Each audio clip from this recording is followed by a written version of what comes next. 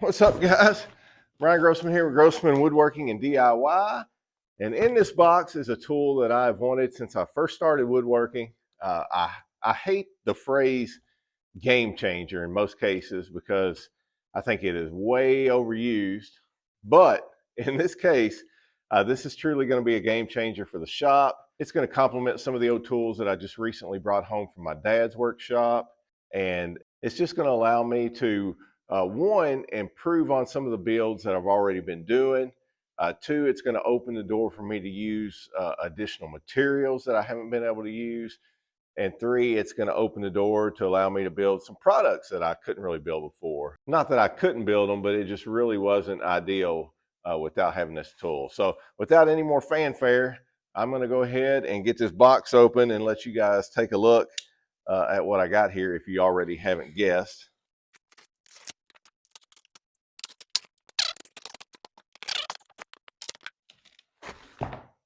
All right, so here we go. I have a, I have a FindBuyTool 13-inch helical head planer. And man, I am excited about this to get this thing set up and get it tested. I know some of you have been buying the FindBuyTool, just the helical head to put in your DeWalt planer or some other brands of planers. But this is the whole deal here, the entire planer, and it does have the helical head, which I'm excited about.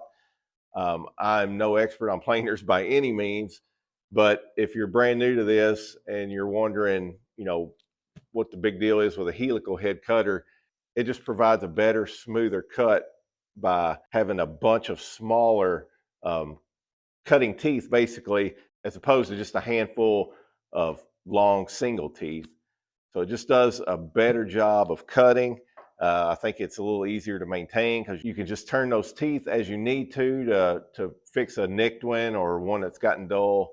And they're pretty easy to replace the teeth individually as well. So I'm excited about it. Let's go ahead and get this thing open and set up, and we're going to put it to the test. I'm going to run some pine through it. I do have some old oak boards that I found in the shop here that we can run through it and just test some different materials, maybe a cedar fence picket that I use a lot, and just see how this thing does. And hopefully it lives up to my expectations.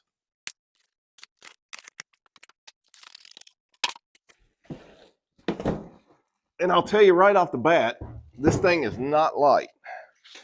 I believe it's somewhere in the 75-pound range, something like that. So obviously it comes mostly assembled here.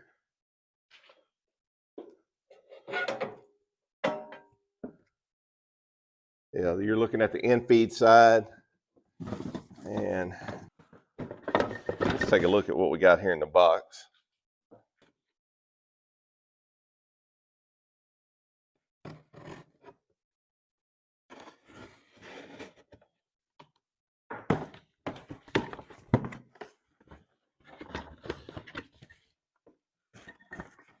All right, so just a few things we're going to have to install here. It looks like we have a dust collection port there that goes on it. The crank handle, which will mount over here, that allows you to raise and lower the cutter head there. Looks like we got some tools for replacing the teeth on the helical head cutter, as well as a few extra blades. I'm not sure how many are in there, but we'll take a look at that in a bit. A reducer for the dust collection port from, looks like probably 4 inches to 2.5 inches would be my guess. And just a little bit of hardware that I assume is for the handle here and the dust collection port and the instruction manual. So yeah, not a lot here that we have to do to get this thing set up, which is nice. And it looks like all we're going to need for the entire setup is a Phillips head screwdriver. We'll get this handle mounted. So we got a regular washer and a lock washer that goes on this handle. Just drop that down in there.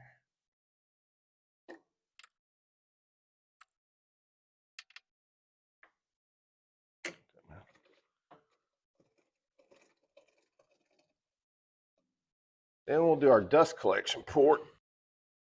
It's going to mount, yeah.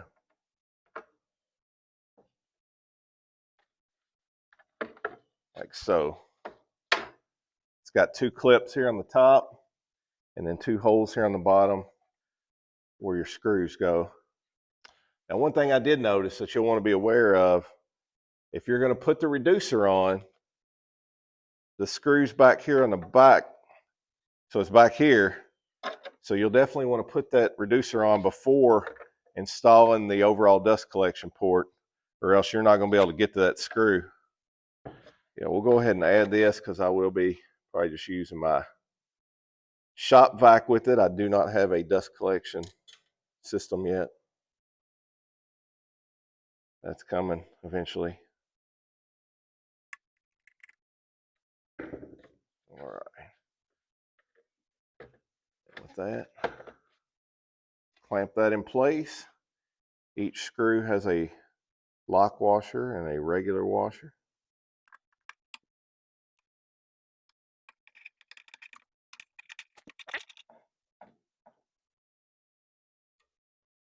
All right, now that we got it together, I'm going to use a level to make sure that the in-feed table and the out-feed table is all flat all the way across. I want to say level, but it doesn't really have to be level per se.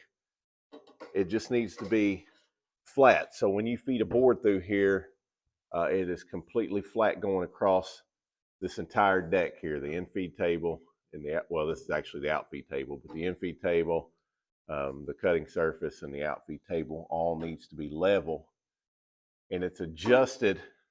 Let me take this back out.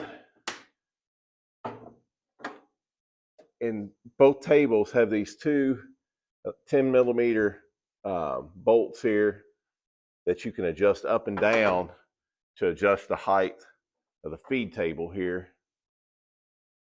And it looks like, let's see, we're pretty darn close, but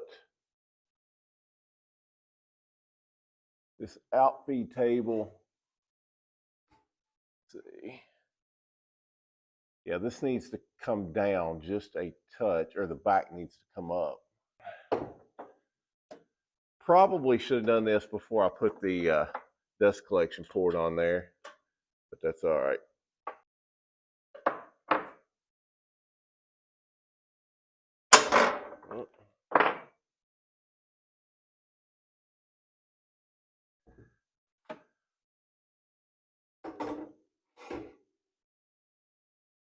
There we go. That's got it. All right, guys, so we got this thing assembled, which was really just a matter of putting on the height adjustment handle and the dust collection port back here. Very simple. 3 screws and a handful of washers, and this thing was together. We went ahead and calibrated the in-feed and out-feed tables, which were pretty dang close straight out of the box. I made just some very slight tweaks to actually back here to the out-feed table to just make sure that this surface is not necessarily level. It don't have to be level with the ground, but just to make sure it's flat all the way across. So when you feed a board through there, it doesn't raise or lower when it hits one of these from the in-feed to the out-feed table. You want it to go flat all the way across the surface, and the cutting is done from the top. Hey, before we start running some boards through this thing, though, I did want to go over just a few of the features and adjustments to this thing so you know what you're dealing with. First of all, again, this is a 13-inch planer, so maximum planing width is 13 inches. Maximum planing thickness is 6 1/4 inches, so you can run some pretty thick boards through here. It does have an 1800 watt motor that turns that helical cutting head at 10,000 RPMs, and the head itself has, I believe, 50 cutting blades on it, which I'll give you a little closer look inside there to see what that looks like. But all that translates into you should get a good, smooth, clean cut out of this thing. That's the hope, and we're going to test that here in a few minutes. As far as the adjustments, you have the depth crank here on the top where you raise and lower the cutting head here.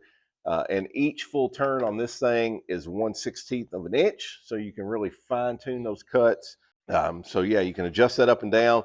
When you get it to the height you want, you have a handle here that you pull out, and it just kind of locks that cutter head into place so it doesn't move on you. And then of course, when you want to adjust it, you just push that thing back and you can raise and lower it as needed. And you also have this little gauge down here that's got a little trigger on the bottom that the board, as you feed the board, it'll bump. And that's going to tell you exactly how much you're taking off that board. So that's a good thing to know. Of course, you have your power switch off and on right here. And then one other thing, you have a depth stop. I guess you call it a gauge here. But you can adjust this here to stop at the exact thickness or the minimum thickness you want your board. So if you want to make sure that all your boards are 1 inch thick, when you get done planing them, you just set this depth stop gauge at 1 inch. And when you, as you're working your way down on the thickness of that board, when you get to 1 inch, that rod right here, this measuring rod, is going to hit the top of this bolt, and it's going to be a hard stop. So that way you don't accidentally keep on planing down to, 15/16 or 7/8 or whatever. That's going to stop it and make sure that your boards are at least or are right at 1 inch thick when you get done. And really, that's all the adjustment there is to it. These things on the outside looking in, before I ever got my hands on one or started watching videos, seemed, I guess, a little more complicated to me than what they really are. But it's really just a matter of making sure your in-feed and out-feed tables are good and flat surfaces all the way across, which we did. And then, getting your settings where you want them and just start feeding boards through here, which is what we're going to start doing right now. We'll start the testing with just a small piece of cedar fence picket. Then we move up to a piece of pine tongue and groove flooring.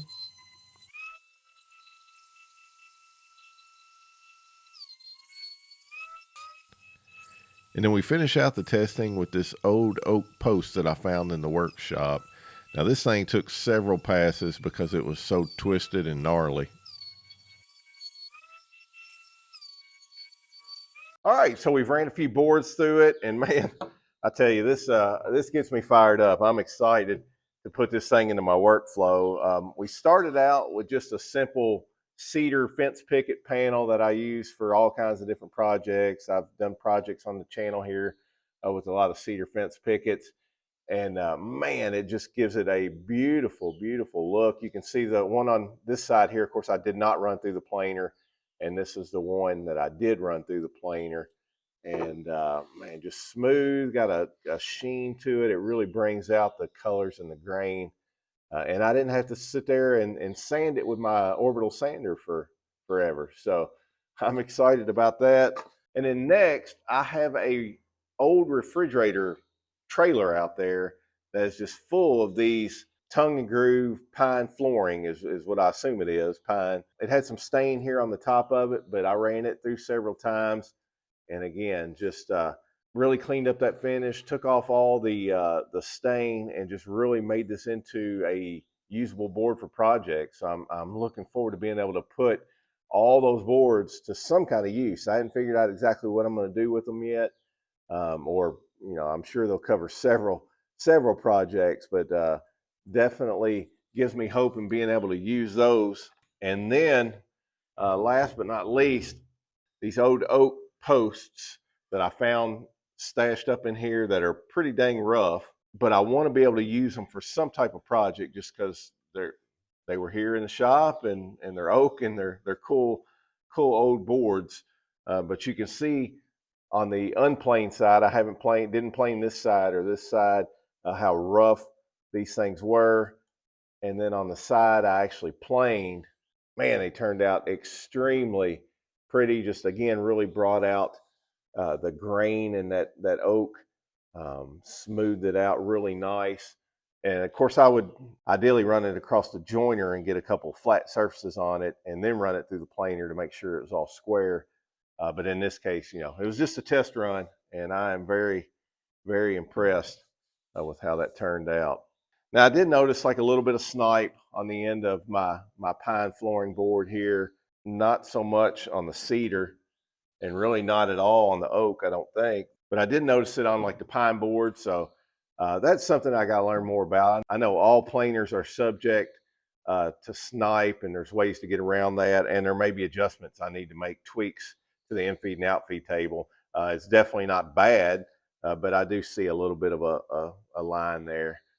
But again, yeah, no issue there. Something that every planer does, from my understanding. It's just a matter of, well, in some cases, it's just a matter of working around it. But that's a relatively small item in the grand scheme of things here. I am tickled to death with how this thing works, and I am extremely excited to get this thing into my woodworking workflow.